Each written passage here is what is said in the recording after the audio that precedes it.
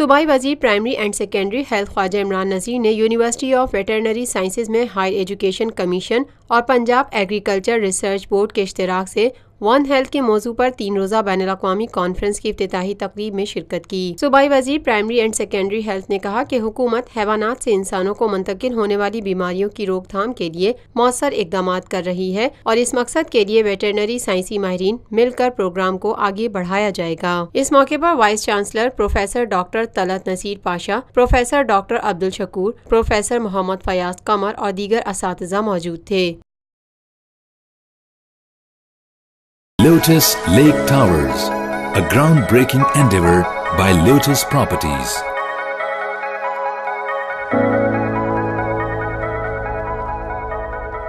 یہ ہے خبر کا جہاں اور آپ دیکھ رہے ہیں TNN TV۔